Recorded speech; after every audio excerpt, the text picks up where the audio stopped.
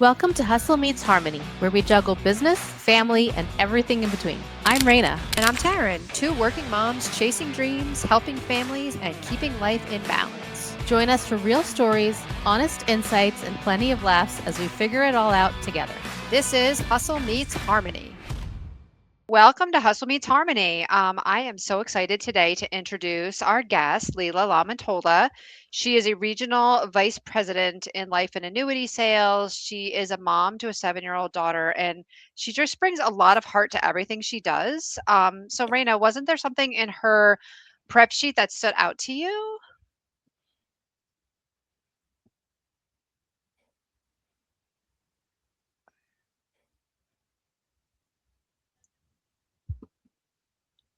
Hello.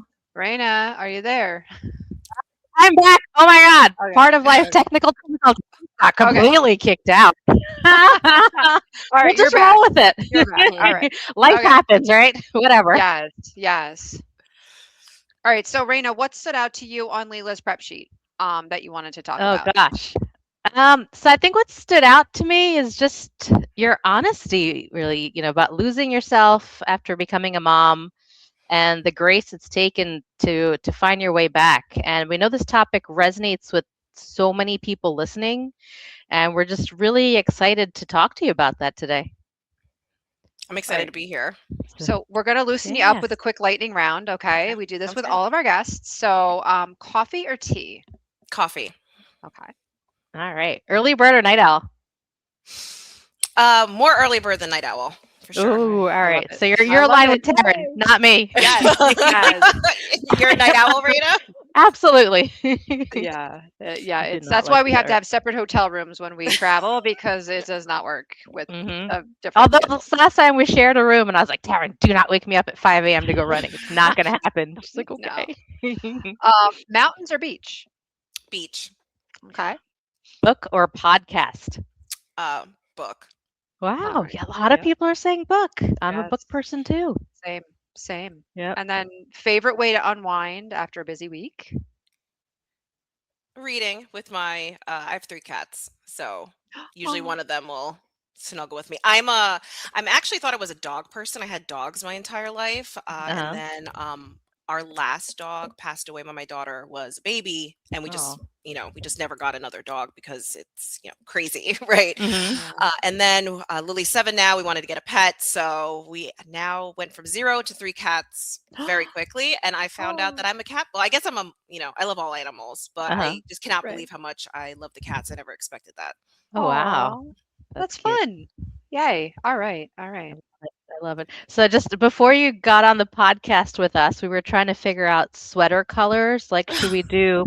I was like, oh, I'll do green for money, because we're talking about life insurance stuff today and mom stuff. And Taryn's like, oh, about this color, and then so it's just we're joking around about it. But so you mentioned that you're actually an introvert at heart, which was surprising to me because you're in like a sales marketing type of role and you present and talk to so many people. You're putting yourself out there. So how does that work out? It's gotten like worse as I've gotten older, honestly, that I've become like even more of an introvert. I heard this story about Beyonce Knowles like years ago, that she actually has like personality for when she goes on stage. She calls herself Sasha Fierce. And that really is like and then when she gets off stage, she's back to Beyonce, right? So that really is like, as I get older, that is so me, like me being out, because you're right, like I'm virtually in person all day long. That's what I do, right? It's all about building relationships. So when I'm out, I like have my own like Sasha Fierce personality. But when I'm back home, like my social media, like my social battery, like goes like all the way down. It gets drained. Like I give all my coins away. Doing that, I love what I do. I've been doing it for a very long time. But I'm definitely an introvert. Wow. And nobody believes me because they see me out. They see me outside, and doing the presentations. They're like, "There's no way you're an introvert." I was like, "No, I am." So what does that look like when you get home with like your husband and your daughter and stuff? Or do you feel like I don't want to talk to anybody or see anybody, or are you able to give them something when you get home, even though you've given to people all day. Yeah. So it's been a balancing act with that. And it's been really difficult, because that's the home life, for my husband and my daughter. I want to be present with them. I don't want to be exhausted when I get home, from expelling all that like social energy when I'm out in the field. So it's taken a lot of practice, honestly. And my daughter is very, uh spirited, we could use that word. She's very Oh, spirited, so yeah. she's very emotional. She's exactly like me. Like, feel very bad for my husband. He's the exact opposite of both of us.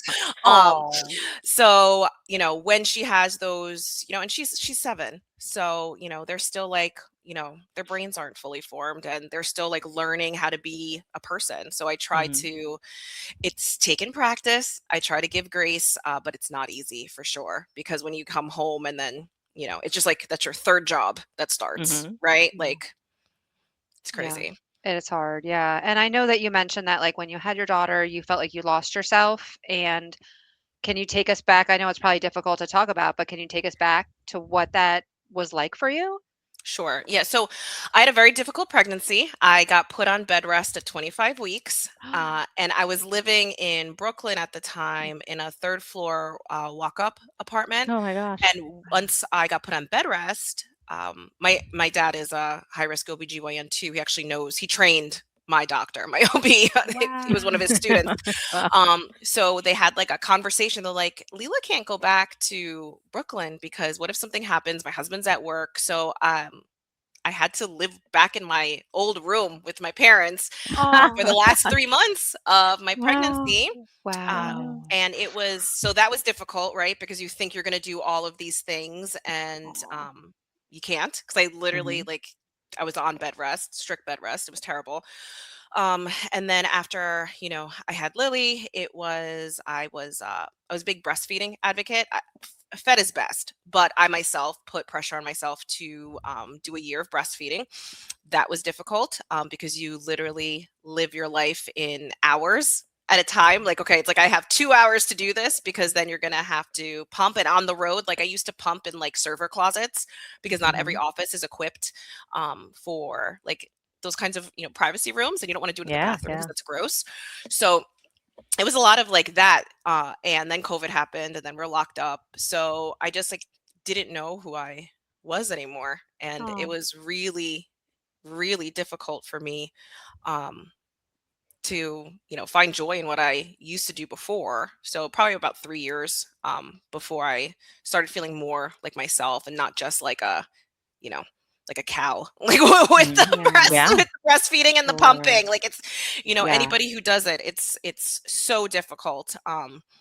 But it's, for me, I put that on myself because I could have used formula, but I wanted to do it. So, yeah, I did the yeah. same thing. I did the mhm. same thing. You put the pressure on yourself, you pump anywhere you can. Yep. It's very challenging. It's also really rewarding because you get that extra bonding time with your baby, but it's hard. It's hard. Yeah, it is So hard definitely for sure. kudos to all the women that are out there breastfeeding their babies. It's hard. Yeah, yeah, You it's should be proud of I don't know if I yourself. could do You it really again. should be proud of yourself. Oh, And it was funny, like, we got to the year, and Uh-huh. I remember it was her first birthday. Mhm. And so we got to the year, and honestly, like, I had in my mind, that was like my timeline. I'm going to stop after a year. But then it was like a year and 2 days, and I was still like doing it, right? Because it's a bonding thing, like you said, Raina, right? Mhm. And then like a a year and 1 week, she didn't want it anymore. And honestly, even oh, though like I kind of was heartbroken. I was like, yeah. really? Like, now Oh, we're done? Like, I know I said I was going to do it for a year, and I met my goal that I had for myself, but right. Uh-huh. it was still hard when she was Yeah. Yeah. like, no, no thanks. I'm I was done. Oh, like, All right. okay. oh, That's okay. oh. So when you were going through that difficult time, did you recognize it while you were in it, or did you look back later on and say, "Oh my gosh, that's what I went through. I can't believe I did that." No, when it was happening, I was resistant to anybody telling me that it was Mm, happening, because my yeah. husband obviously, we've been together for a long time, so my husband obviously recognized that there was, things that were different, Mhm. that I wasn't myself. So he was trying to, get me, the help that I needed at the Mhm. time. But I insisted I didn't need help. So, that's like one thing, like, that I tell anybody that is, going through it, that's, pregnant, in their like fourth trimester with the baby. It's, if you need help, seek it. There's no shame in that. Yeah, absolutely. Yeah. And that's like, so you said about 3 years. So when, like, walk us through the time when you started to realize, okay, I need to reconnect with who I was before and who I am now. Like, walk us through that whole journey. Yeah, so I think it took like that long to get like the hormones out of me, Yeah. So I think that had something to do with it too, because like with breastfeeding, like there's like constant, like just the hormones are just fluctuating all over the place. So I think like I needed that like extra time. And then as Lily, and then, once COVID was behind us, right, and the pandemic, being able to go out and start doing things with her, Mhm. um, and sharing stuff that I like. And that's even happening even more right now. So she's 7. I'm a theater kid. So I used to do plays. I was a tap dancer at 3, all through high school. Oh. And those are things that I just like stopped doing for like numerous reasons, right? I was pregnant. I was on bed rest, couldn't do anything. Then there was a pandemic, right? Then I was like, breastfeeding and pumping and things like that. So there just was never time for me. So like I hadn't been to Broadway in years. So, and I Mm. love Broadway. I love musicals. So funny enough, we took Lily to see her first play last year on Broadway. She loves it, is obsessed, and we have Oh. since seen, like, in a year, we've seen 6 shows on Broadway. Oh, So I wow, that's loved, yeah, exciting, that's it's fun. crazy, yeah. So, Good. Oh. and we're blessed because we live like 30 minutes from New York City, so it's, Mhm, fairly easy for us to get there. But I love sharing that with her, and that's like part of the Yeah. thing. Like, you're like, oh my goodness, like I forgot that I loved this, and I love it, and I Oh. love to share it with her. So it's like, rediscovering things like that, that mhm. I've just forgot just because you haven't done it in such a long time. That's That's part awesome. of the beauty as the kids get older and you feel like you can bond in those ways. Like my daughter now takes me to Ulta and helps me pick out makeup. She's 12, but it's like, well, this is actually pretty cool. Like she can do my hair. Like it's those things that you realize as they get older, like it's pretty cool, right? Yeah.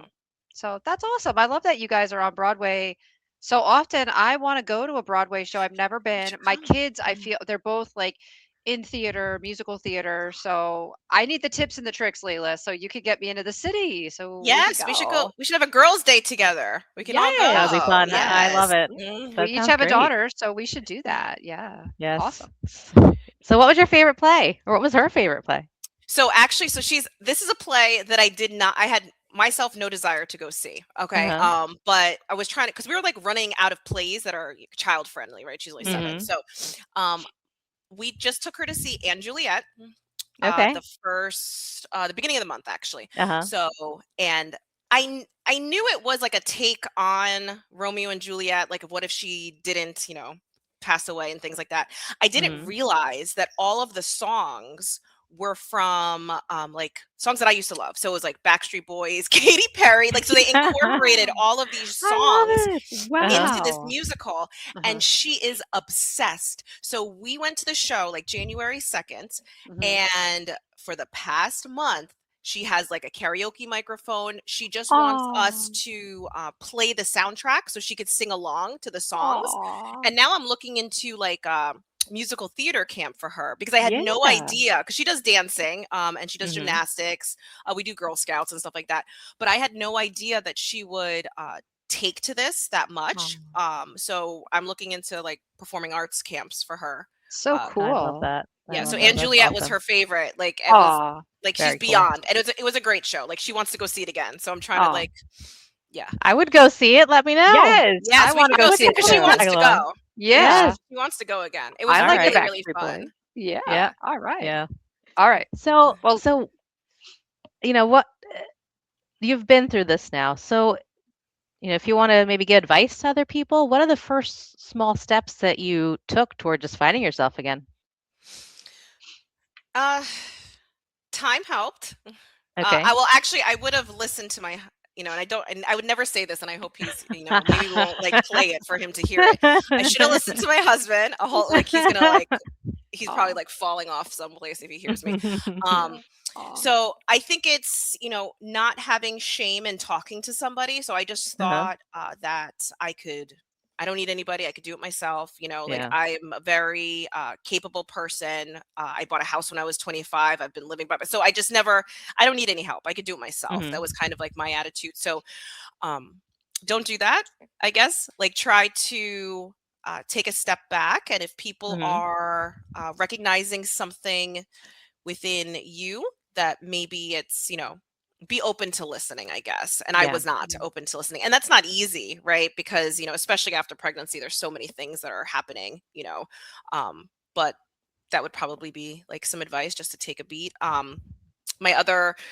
suggestion would be is just to try to do what you love, even if it's takes away time from other things. Especially with work, with children, like, and I feel like as a mother, and I think most of us probably do this, like, we always put ourselves last on the Mhm. list. And again, none of this, whatever I'm saying, is not easy because I still struggle with it every single day. But it's trying to carve out time. And just like if I had a meeting on my calendar that I block the time off, like block the time to go to the gym, block the time to read if that's something that, Mhm. um, helps you decompress. Like just Mhm. don't fill up your calendar, which it's very easy to fill up your calendar with work obligations or with stuff for your children. I only have one, right? So I can't even imagine, you know, um, those mothers out there who have, more than one child. It's just, there's so many things going on, but it really is like just trying to just take the time for yourself, just like you would a doctor's appointment, right? Because like Mhm. sometimes, like, we think that even going to like Target or the grocery store, they're like, okay, this is my break. But it's not your break. Like I'm Right. going grocery shopping, and Yes. yes, Yeah. I'm out of the house, but it's still, this is not for me. I'm doing it for everybody Right. else. So it Yeah. really is just carving out the time and making sure you stick with it, and like keeping that like you would any other meeting. I Yeah. love it. I love it. And Yeah. by the way, Target is my time to go and relax and enjoy. So the grocery store, not as much, but Target, Right. yes. Just to walk Right. around and look at all the cool stuff in there. I love going there. For me, Yeah. it's Yeah. Costco. Oh, Oh, we were just at we were Costco just last yesterday. Mhm, night mhm. together. Yeah. Yeah. Oh, Yeah. now I'm gonna have to come because the Costco out by you guys, I think, is better than the one that's like the one by Mhm. me. It's like the Yeah. Hunger Games. Oh, And I know all Costco's are like that, but the one by me yeah. in Union is really like the Hunger Games. It is crazy. So like the best thing that they did this year, I'm like the executive member, right? Mhm. So the Yeah, of best thing they course. did this year is that they let the executive members go in an hour earlier than Yeah. the Oh, basic yes. members, I guess. Uh-huh. So that for me was like the best gift Costco ever gave Oh. me because now, Oh. while it's still crazy, it's, Right. just not as much. Right. I Right. love it. Yeah. I will have to do that. So I didn't even know. talk to me about talk to us about boundaries. Like we talk to a lot of women and a lot of moms that feel that that's so important, but what does that look like in your life with ambitions for work and being a mom and a wife and balancing you and all that? So, It's being organized. So I travel for work. I've been on the road for the past 15 years. So either I'm home or I'm on the road, right? And for 2 weeks a month, I'm probably going to be on the road every single month. And it's just making sure that there's a plan in place and being organized. So me and my husband have like a shared calendar. He's amazing. So I don't cook. That's not something that it's not my love language, but Chris loves to cook. So yeah. yes, there's a Oh, lot I of love it. things that like he knows like he's responsible for like certain things. So it's Mhm. about, I guess having um a game plan on how you're going to approach everything. And I feel like sometimes women are not comfortable having those conversations with their partner. Mhm. But it's not just up to us. Like, it's not like it was like years ago when and being a stay-at-home mom is the most difficult job. I could never do that. I'll put that out there first. My mom was a stay-at-home mom. Couldn't do it. But it's about like having, if both parents work, we have to share the responsibilities. And I think like, the mental load is something that I really struggled with when Lily was a baby. And just trying to, I was on leave for 4 months and then coming back, right? And pumping and then going on the road and trying to figure it out what to do with like a 6 month old. It was a lot. And I think that sometimes we put a lot of pressure on ourselves, but I would try to be open as much as possible with your partner, and also having some sort of organizational calendar, and letting them know, like I tell my husband, and he's the cook, so I shouldn't, but if he's responsible for the meal, that's also responsibility to go to the grocery store, right? So Oh, it's not, I think wow. sometimes it's like, and he does it. So that's a Uh-huh. poor example, but sometimes it's just like, okay, you need to do this. Or like you need to, get Lily from dance school. And then it's like a whole laundry list of questions. Well, what do I have to bring? Does she need a snack? It's like, no, no, no, no, no. If that is your task, Right. you Own figure it. out the task Figure it from out. start to finish. I'm not Yep. the manager for your task. So it's like that in itself is like realizing and separating that boundary, right? Yeah. Yes. Because Yes. I don't want to be, if you're supposed to do that job or that task for the day, don't ask me any questions. Like you just Right. figure it out. Figure it out. I love that. Figure it Figure it out. out. I know we take Yes. all that responsibility on ourselves, all that Yes. Yes. mental Yes. Yeah. load. Yeah. Jeez. Yeah. So to tie into your work and what you do a little bit, how did becoming a mom change the way your view of protection and planning for your family? So I've been in the PNC and life insurance industry for a very long time, for 20 years.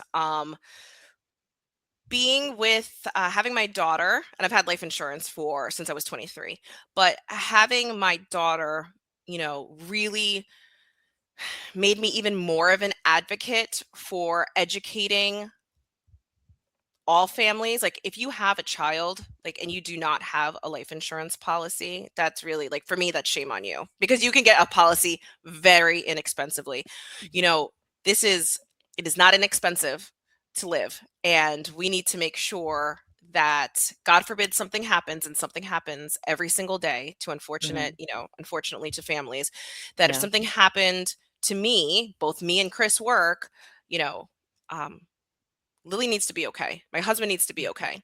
Yeah. So the only way to protect that is with the life insurance policy. Like, people are so it's so easy to to talk to somebody about putting protection on, a cell phone, or their, like, TV that they just purchased, or all these other, things that, like, let's face it, if the TV broke, like, okay, like, it's going to stink to get a new one, but you know, life still goes on. Yeah. But Hmm. it's really, for some reason, like, understanding about the power of protecting your income for your family, it takes a lot more explaining. So, that's my big thing. Like, if it hurts my heart to see a GoFundMe. No GoFundMe is going to raise $1 million.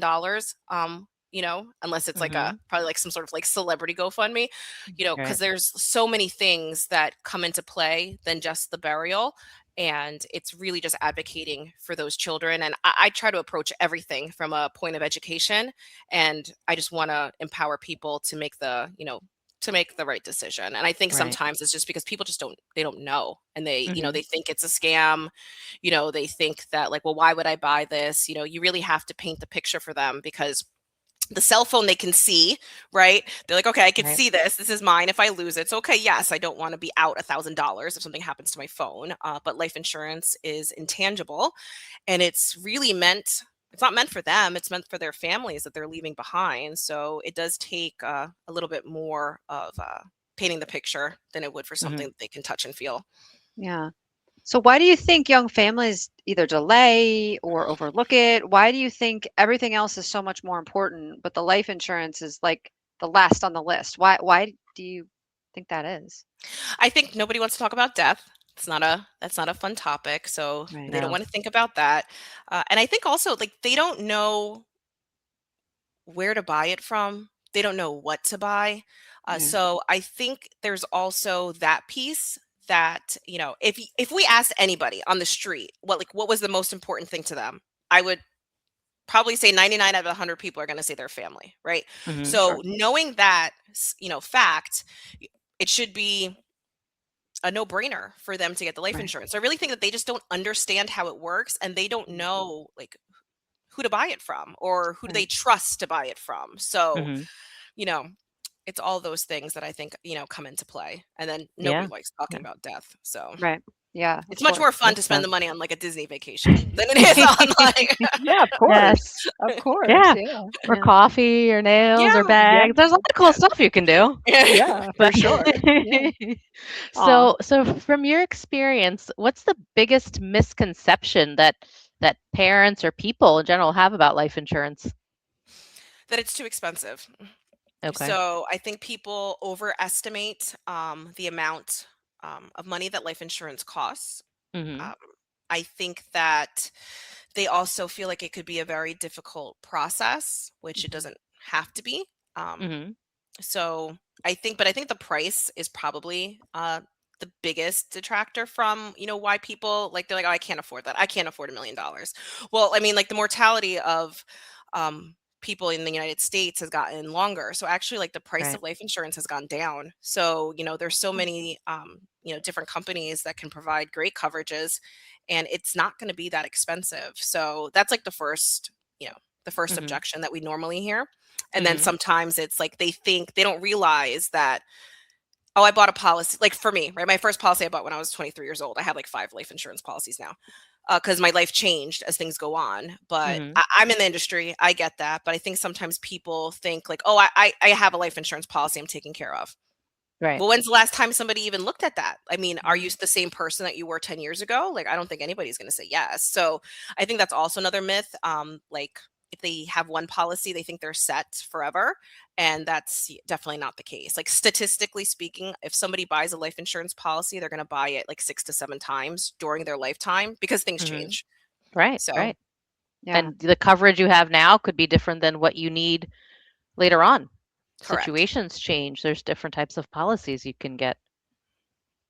So, So if we had some young family listeners on here and you could say one thing to them about they're starting a family and life insurance, like what would you say to them? I would tell them to take the time to, have the conversation and educate themselves on how much protection they need. When I was an agent, I never could go into somebody's house and tell them, like, I couldn't go to, Raina's house and say, Raina, you need $2 million worth of coverage. I don't know how much coverage Raina and her family need for protection until we have a conversation. We see what's important. So I think it's, educating themselves that it's necessary. If anybody relies on your income, it is necessary that you have it. And for me, like, especially if there are young children, we need to make sure that they're taken care of if something happens. So that should be part of that financial planning for every single family. And Right. then it really is just taking stock of, okay, this is my mortgage. If I have credit card debt or student debt, things like that, if I wanted to leave money behind, if something happens to me so my kid could go to Princeton or whatever, those are all things that life insurance can help protect. So it really is just educating themselves on, the importance of it, having the conversation with their partner, and mhm. talking to a trusted advisor. So that'd be Yeah. my biggest advice is like just don't put it on the back burner because Yeah. often, people do. And then unfortunately, when you need life insurance, it's too late. Yeah. Right. For Your sure. health Thank you. changes, you can't get it, Yeah. then it becomes astronomical. It's yeah, I Yeah. understand. Yeah. For sure. So, so how did motherhood change you as a leader, both personally and professionally? I think that it was taking stock of all the things that until like you have a child, Mhm. nobody can prepare you for having a child. Oh, So yes. I think it's just like, being giving other people more grace. I have Mhm. Yeah. an assertive personality and I tend to be opinionated. So like having Lily and like going through this whole process of and becoming a mother, it really like opens your eyes up to like, oh, that's why they couldn't get I had no idea that you know in order to leave the house it would take like 2 hours because like Lily couldn't find the shoe she wanted. Like it's just like you Right, can't even imagine these kinds of things that happen right. until it happens to you. So I Mhm. think it's, I've learned to give more grace to people than maybe Yeah. I would have when I was Yes. younger. Also, the importance of being organized. So everything is written down. If it's not like on my Outlook or on my shared calendar, it doesn't exist. So like it has to be organized Yeah. because there's just so many moving parts. Yeah. So that in itself has made me like really good at my job because, we handle just at home, right? We're handling like a million plates that we're spinning. Yeah. So, Mhm. I would challenge anybody to find somebody more organized or who can handle something than a mother. I Yeah. love it. Oh, Absolutely. Absolutely. absolutely. Yeah. So we're going to ask you our signature question that we ask all Oh, of our yay. guests. So what does hustle meets harmony mean to you? So for me, and the insurance industry is especially, I mean, it's getting better, but I'm sure all of you, like, it's always been like a boys club, right? I started when Yes. I was starting when I was 23, so it was a real boys club back in the day, right? I remember the first day that I went to the office, there was an older veteran agent who was there, was a man, Mhm. and he told our boss, and I found this out later, he told our boss that he wouldn't give me a week, that I wouldn't last 1 week. Oh my Wow. gosh. Yeah, and then I didn't find this out until years later. Yeah. I outsold him every week Mhm. that I was I, there, and then I became his manager a few years later, wow. which is I funny. love it. Look at Yeah. you. And we have Wow. we had we ended up having a great relationship, but I think that just goes Mhm. back to like the boys club mentality. Anyway, Mhm. I digress. But for me, it's like, we're just because I want to strive to be the best, right?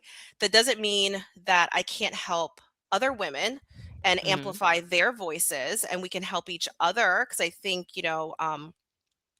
competition is like at the bottom, right? For me, like it's always like collaboration is at the top. Like the people who are at the top, it's they're I love it. collaborating with people to bring everybody. There's space for all of us up here, Yep. right? And I don't Mhm. know. I'm not the expert on everything. I don't know everything. So it's like building those relationships with people. So for me, that's why like we're all hustling, right? We're in sales. All of us are in sales. Mhm. So this is what we do. We have a mission.